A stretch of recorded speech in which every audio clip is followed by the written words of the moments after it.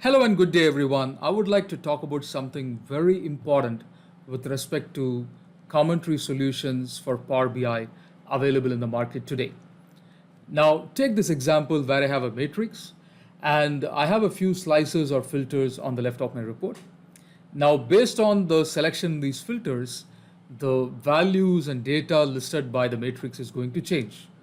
Now, I've already pre-selected some items and I've gone ahead and entered some comments, right? For example, I've entered a row level comment in this separate column, right? And remember that, these comments do not come from the data model, right? These are comments entered directly in the visual. I have also entered a cell level comment, a row header level comment, a column header level comment, and so forth. Now see what happens when I change the selection of these values. So let's say I change this to economy. You will see that the numbers change, right? But the comments kind of continue to stick around, right? Even when I change the year, the same thing happens. Now the reason is that this commentary that I've entered in the visual is unaware of what's happening outside this universe, outside the universe of this visual. It doesn't understand the context set by the filters or the slicers. Now, it's different if these comments are coming from your data model, because in that case, it will behave like any other category or dimension. So for comments coming from the data model, if you change something, it's automatically going to change. But wherever you allow the users to enter comments, it's not going to be context sensitive, which makes the entire solution static, meaning I can present this to the user and allow the user to enter comments, but I should not allow the users to change the selection because these are really static comments and they don't change as per the change in context that you set here through the filters, which kind of makes the solution highly limited. But we at Inforiver have cracked this code, so I'm going to show you how, using a standard Inforiver matrix visual, you can allow your users to enter notes and comments that are really context sensitive. They are aware of what's going on with the filters and slices. And I'm going to show you how to set it up in a few steps, right? And all of this doesn't require you to take help from your IT team. You can do this on your own. And what's even great is that you're not required to have a database, a server, or a writeback service in order to get it up and running. You can do this in a standalone visual. Now, before I show you how to do it, let me show you the end product right here. So here I have a sample report where I have gone ahead and implemented this. So you see some row level comments here. You see some cell level comments, row header level comments, and so forth. Now just observe what happens when I change the year here, right? So when I change the year, the values change and so do my notes, right? Similarly, when I change the class, things are going to change, right? So this commenting solution that I'm showing you is highly dynamic and it changes because it's aware of the filter slicer context. And again, these are comments entered in the visual, not coming from your data model. Let me now switch to Microsoft Power BI desktop. Now I have a work in progress version of the report where I have created everything, but I've not made the notes or comments context sensitive, right? For example, if I go and type in my new comment and then save it, and if I go and change these filters, right, that commentary is going to hang around even though the data value changes. Now I'll show you how to implement this, the context aware comments. So let's get into the focus mode in the Inforiver visual and click on display.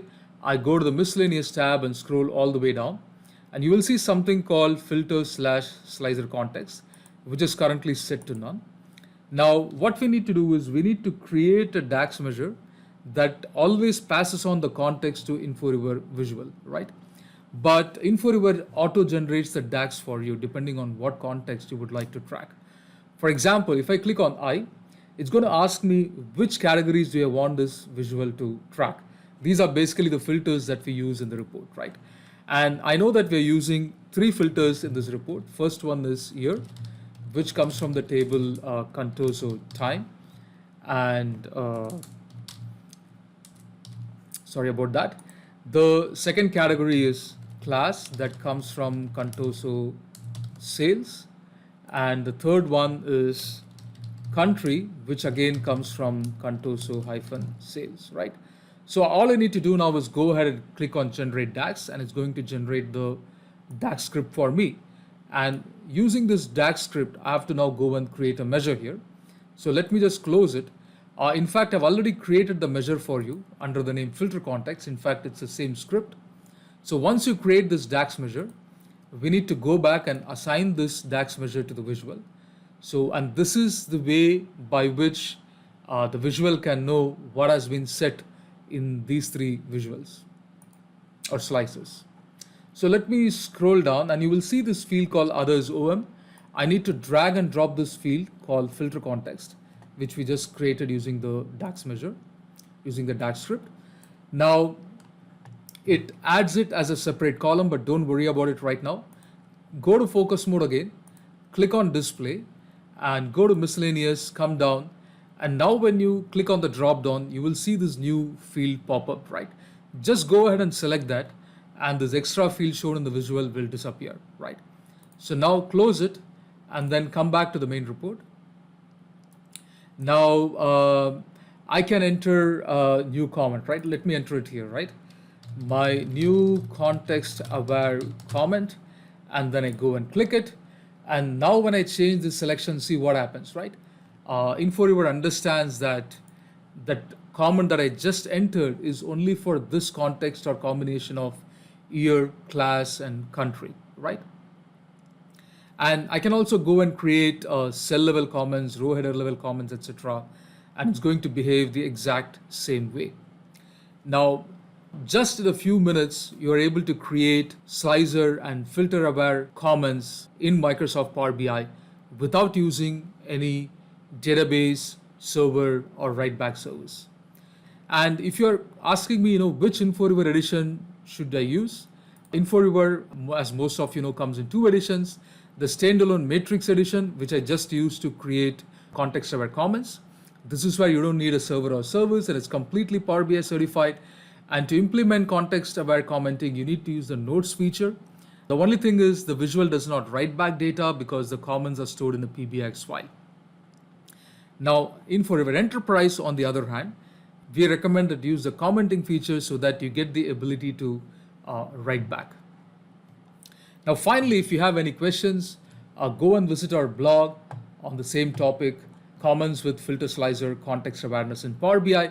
We've pretty much given you a step-by-step method of how to create context-sensitive commentary in Microsoft Power BI. Thanks a lot for being here. I hope you liked it. Have a great day.